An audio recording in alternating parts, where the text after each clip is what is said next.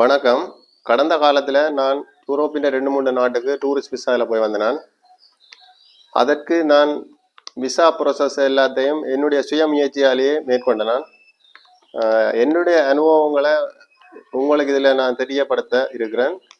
இந்த தகவல்கள் உங்களுக்கு பிரயோசனமாக இருக்கும். யாராவது யூரோப்புக்கு சுற்றுலா விசாவில் சென்று வர நினைக்கிறார்கள் இந்த தகவலை பார்த்து நீங்கள் பயனடைய முடியும் என்று நான் நினைக்கிறேன். வாருங்கள், தொடர்ந்து 2-3 பகுதியாக இது தர இருக்கிறேன், எல்லாத்தையும் பாருங்கள்.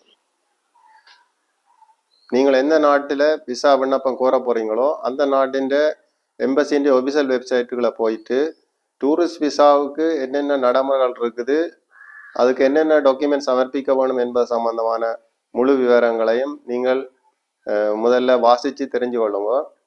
அதில் ஒரு செக்லிஸ்ட் இருக்கும். அந்த செக்லிஸ்ட்டை நீங்கள் டவுன்லோட் பண்ணி எடுத்து பிரிண்ட் எடுத்து போட்டு அந்த செக்லிஸ்டின் படியான ஆவணங்களை நீங்கள் கலெக்ட் பண்ணுங்க. உங்களோட தமிழ் மொழியில் இருக்கிற ஆவணங்களை ஆங்கில மொழிக்கு அல்லது அந்த நாட்டின் ஒபிஷியல் லாங்குவேஜுக்கு ட்ரான்ஸ்லேட் பண்ண வேண்டியதாக இருக்கும். அதுகளையும் செய்து வச்சுருங்க. மற்றது அந்த விசாவுக்குரிய குறிப்பிட்ட அளவு தொகை காசு நீங்கள் கட்ட வேண்டியதாக இருக்கும். அது குறைந்த அமௌண்ட்டு தான்.